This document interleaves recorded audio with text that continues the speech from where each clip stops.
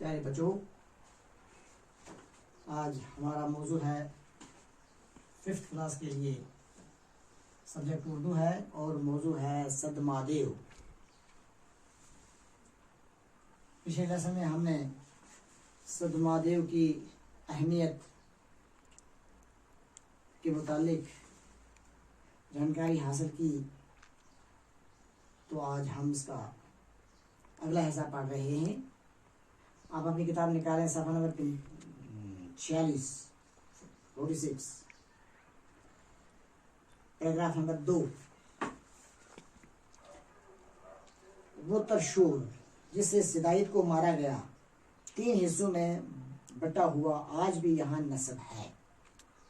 मकामी लोगों का मानना है कि ये तरशूल ज़मीन में इतने गहरे गड़े हुए हैं कि अंदाज़ा करना मुश्किल है, और इनके बारे में अवाम में ये एतक़ाद है कि जो कोई इन्हें उखाड़ने की कोशिश करेगा इस पर महादेव का कहर नाज़िल होगा। सदमादेव से 3 किलोमीटर मगरब में गौरीकंड नाम का एक मुक़द्दस चश्मा है। कहा जाता है कि भगवान शिव को पाने के लिए देवी उमा ने यहाँ 12 बरस तपस्या की थी। दौरान तपस्या वो इसी कुंड में स्नान किया करती थी। देवक नदी, जिसे इस इलाके में गंगा की तरह मुक़द्दस और मुतबरक माना जाता है, इसी कंड से निकलती है। इसीलिए सदमादेव के मेले में आने वाले यात्री पाक होने के लिए इस कुंड में ज़रूर स्नान करते हैं। वो गुफा जिसमें देवी उमा ने तपस्या की थी इसी मंदिर के अहाते में मौजूद है। मंदिर के पास ही माँ दुर्गा का 100 साल पुराना मंदिर है, जिसे चिनेनी के राजा करण ने बनवाया था। सदमादेव अपनी इन्हीं तारीखी खसूसियात की बदौलत तमाम रियासत में मशहूर मारूफ मकाम की हैसियत का हामिल बन चुका है।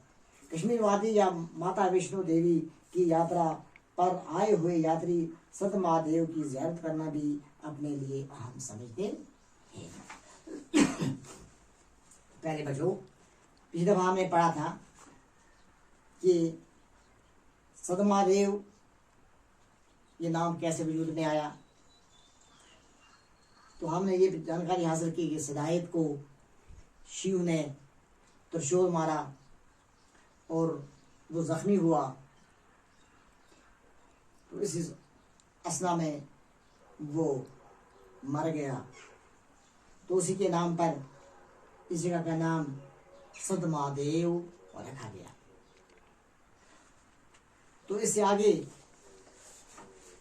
की जानकारी इस तरह से है कि वो त्रिशूल, जिस त्रिशूल से सिदाइत को मारा गया, उसके 3 हिस्से बन गए, उसके 3 टुकड़े हो गए। तो वो तीनों हिस्से मुख्तलिफ 3 जगहों पर आज भी जमीन में नस्ब हुए हैं। मकामी लोगों का ये कहना है कि त्रिशूल के ये टुकड़े जमीन में इतने गहरे हैं कि इनका अंदाजा करना मुश्किल है।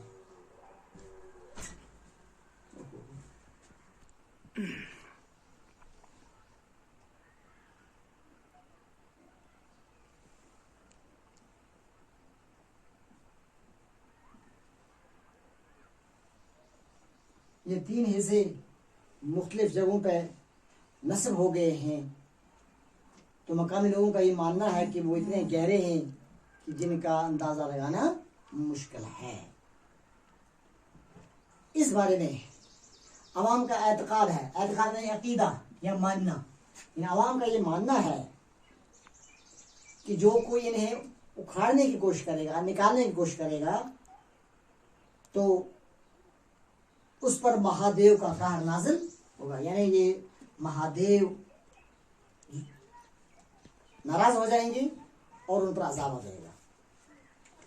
सदमादेव से 3 किलोमीटर मगरब में गौरीकुंड का नाम का एक मुक़द्दस चश्मा है। यह है सदमादेव, और इसके मगरब में 3 किलोमीटर दूर एक चश्मा है। इस चश्मा का नाम है गौरीकंड। कहा जाता है कि भगवान शिव को पाने के लिए देवी उमा ने यहाँ 12 बरस तपस्या की। यानी देवी उमा ने भगवान कृष्ण को पाने के लिए इस चश्मा में के करीब 12 साल तपस्या की। तपस्या माने इबादत, कुंड कहते हैं तालाब को, यानी इस तालाब के किनारे उसने 12 साल इबादत की। और दौरान तपस्या वो उसी कुंड में स्नान किया करती थी, यानी इबादत के दौरान वो वहां पर स्नान करती थी, यानी नहाती थी। देवक नदी जिसे इस इलाके में गंगा की तरह मुकद्दस मुतबरक माना जाता है, इसी कुंड से निकलती है। देवक नदी, जो देवक नदी है वो इसी से निकलती है, इस तालाब से निकलती है और इसे मुकद्दस मुतबरक माना जाता है। इसीलिए संत महादेव के मेले में आने वाले यात्री पाक होने के लिए इस कुंड में जरूर स्नान करते हैं। तो ये खसूसी तौर पर वहां स्नान का एहतमाम करते हैं। वो गुफा जिसमें देवी उमा ने तपस्या की थी, इसी मंदिर के हाथे में मौजूद है। मंदिर के पास ही मां दुर्गा का 100 साल पुराना मंदिर है, जिसे चिलेनी के राजा कर्ण ने बनवाया था। तो वहां पर एक मंदिर है जिस मंदिर को चिलेनी के राजा ने बनवाया था। संत महादेव अपनी इन्हीं तारीखी खुसूसियात की बदौलत तमाम रियासत में मशहूर और मारूफ मकाम की हैसियत का हामिल बन चुका है। यही वजह है कि यहाँ जो जितने भी तारीखी अहमियत वहाँ पर है, तारीखी खसूसियात वहाँ पर है, इमारात हैं और दूसरी चीज़ें हैं, तो इन्हीं की वजह से संत महादेव जो है तो ये अपनी इस रियासत में मशहूर हो चुकी है और मशहूर मकाम की हैसियत भी से भी ये जाना जाता है।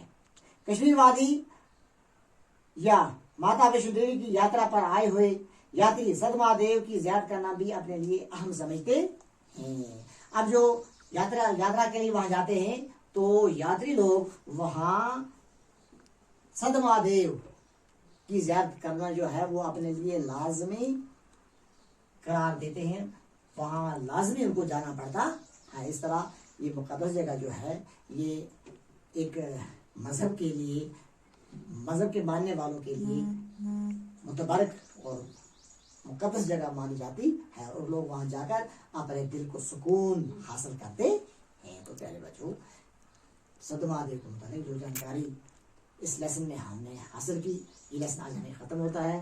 तो मुझे उम्मीद है कि आप इस लेसन को अच्छी तरह से ज़हन नशीन करेंगे ताकि इसके जितने भी सवाल आपको आएंगे अब तो उसका जवाब आसानी से आप दे सकेंगे। शुक्रिया।